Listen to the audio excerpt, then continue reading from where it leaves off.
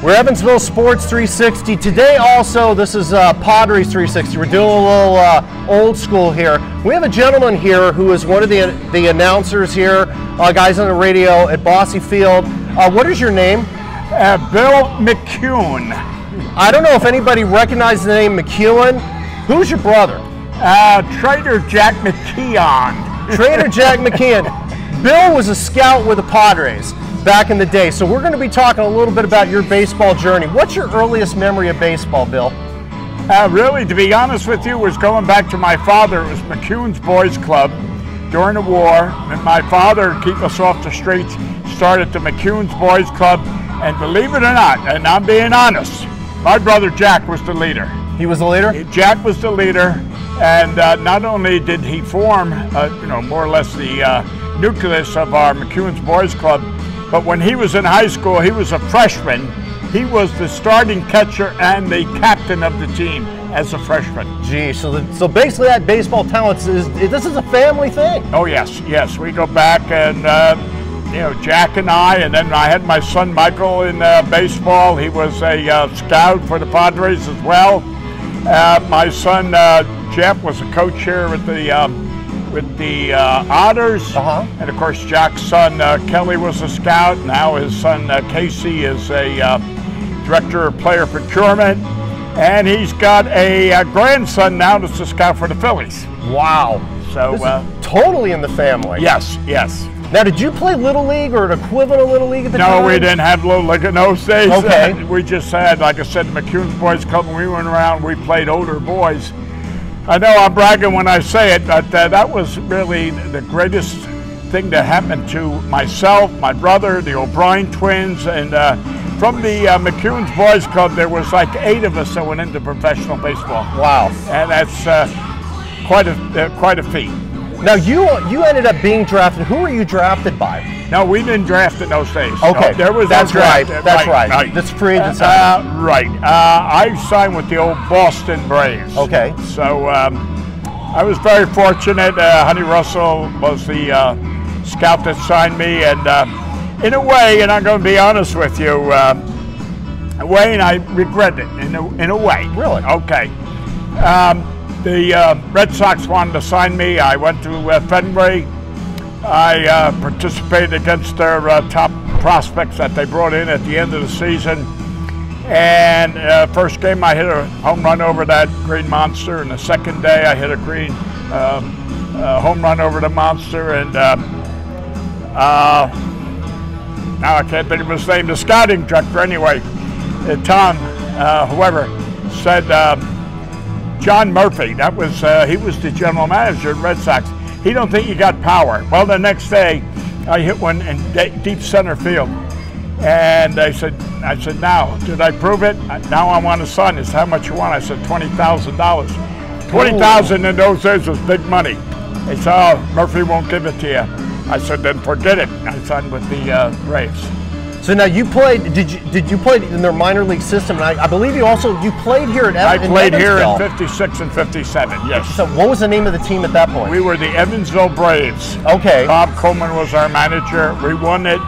We won the 3I League in '56 and we won it in '57. What position did you play? I was a catcher. Catcher? Yeah. Now, just for your information, as we look over there at home plate, that was not where home plate was 60 years ago. Interesting. It was a little further out toward the pitcher's mound. And of course you didn't have those portable fences. We had the brick wall. Ooh. And when I had a pass ball, I used to call a cab because it was too far back to get it. Good gosh. So now what ended up getting you into scouting? When you finally retired from and hung up the cleats, what led to that? Back in those days when we had spring training, I was with the Braves in spring training. John Quinn was our general manager. And occasionally John Quinn gave me a ride in his car. And after I retired from baseball and I was interested in scouting, I wrote John Quinn a letter and asked, I said, I hope you remember who I was. I'd like to get into scouting. Got a letter back and he said, Ben Marmo will be in touch with you. You are now a scout with the Phillies. Very nice. And that's how I got into it. So let's jump forward to the Padres time. So basically, Yes. did your brother hire you then? Yes, I was in school. I was the administrator in the school system in Old Bridge, New Jersey.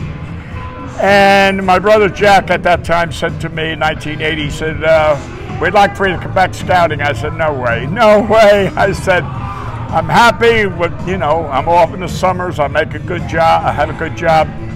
And finally, my mother passed away, and he came back and he said, we're still interested in having you scout. And I said, okay, here's what I'll do. I said, I'll only scout in the professional ranks. He says, you're hired.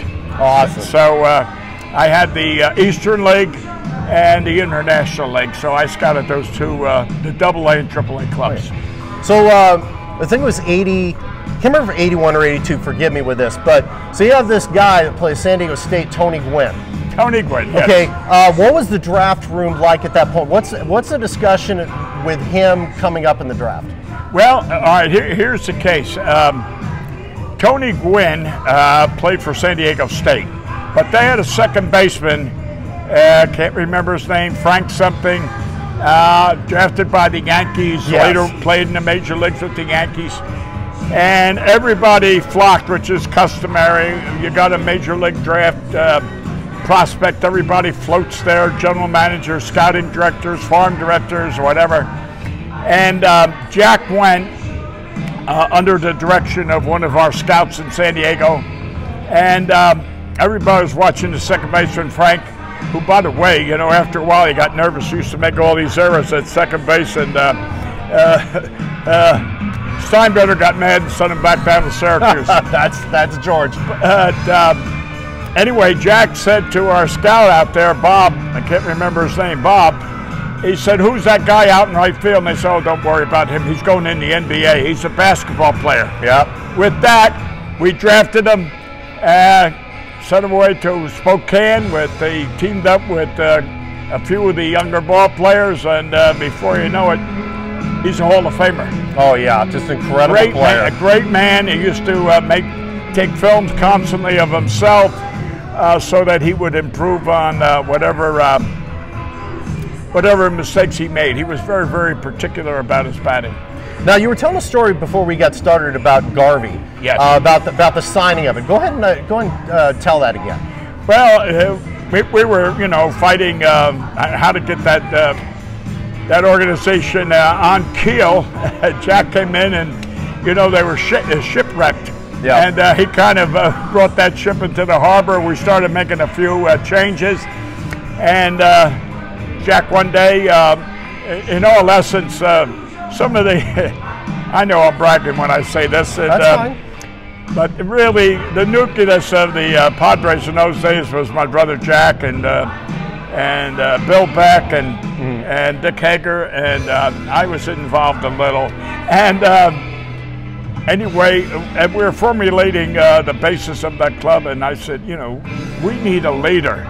And Garvey, his contract had expired with the Dodgers, and I said, hey, here's a guy that not only is going to bat 280 for us, hit 20 home runs, 80 RBIs, but what we need, and he's going to give it to us, and that's a leader. Right. And that's what he was. From the first day of spring training, he took over, and if you remember against the Cubs when we were down in San Diego, and Tim Flannery hit that ground ball, that first baseman muffed it. Yep. And Garvey hit the next one to right center. We won it. Yep. That was it. Oh yeah. Now, what are some a couple other moves with that team, the '84 club, that you look back on, maybe that aren't looked at as highly, that were like the important pieces that really put that team together? Well, I guess, I mean, really, it was great. I think one of the super guys that we had in that team was Tim Flannery, who was a sub or utility player. Oh, yeah. But boy, he's the one that put us into the National League World Series. But you had our third baseman that we got from the Yankees. Greg Nettles. Greg Nettles. Greg Nettles. He was a great asset for us. And Garvey on first. There you had power, and you had leadership, you had experience. Both had played, you know, in different World Series, and they had it. But I think Templeton really was the glue at shortstop. He was, you know, people look at Templeton and they look at Ozzie Smith and they'll say, well, Ozzie Smith was better because he did the flips in the back, you know, make a grounder and he flipped backwards and all. But if you ever notice Templeton, when he was coming, there'd be a ground ball and he had the smoothest, he was when he made an error and the ball went right through his legs, he was still looking great when he got into that ball.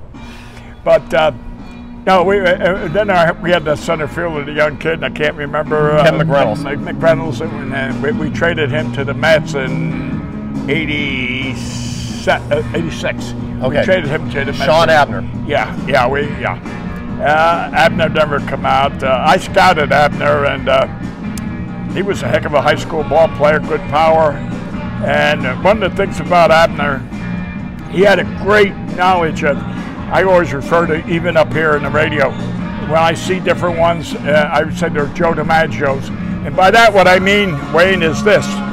At the crack of the bat, they know where the ball is and they run to the spot. They don't wait, look, and then run.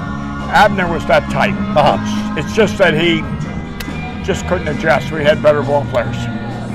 Greatest player that you had influence over the drafting of when you in your Padre time?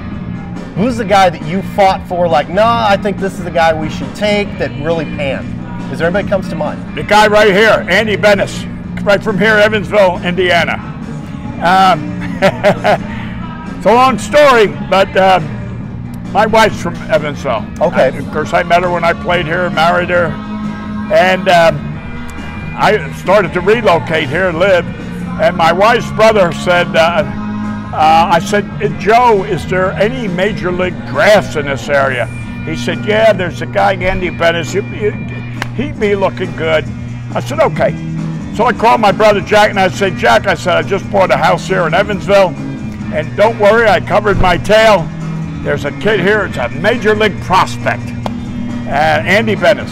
Okay, I never saw Andy. I just run out my brother-in-law, who was a former AAA baseball player. Anyway, we got down to the last, that's always interesting, Greg Olson. Okay, remember him. Right, and we got to, the season started anyway, and I flew in from Pittsburgh to hear this stadium to watch Andy, and it was a freezing cold night. He was throwing like 88 in the 8th inning. Called Jack and I said, that's our draft. Well, he said, I want you to go down to Auburn and see this kid. Okay. Well, I go down to Auburn and they're playing Rider College. And they were winning like 9-0, and our scout down there said, oh, don't worry, he'll play. He gets in every game. Well, he comes in the 8th inning, bang, bang, bang, struck out the side. Great. And 9th inning, first batter up, the little second baseman, the colored kid, he hit one that Olson had to duck because it went by him. I think the score was 11-0. And before you know it, it was 9-11, the bases were loaded, no outs. Oh my gosh, with the closer, wow. And I called Jack and I said, forget him. Anyway, I then flew into Memphis to see Bennis again. I said, Jack, that's it. And no, go back. And well, anyway, to cut the story, I've seen Bennis twice. I saw Olson, Olson, I think 3 or 4 times. And got to the draft, and Jack called me up and he said, who are we going to draft? I said, Olson. Oh, wait a minute. I don't know if you know my brother. Oh, yeah. Oh, wait a minute. Chopping on a cigar. Hey, let's compare them. I said, okay.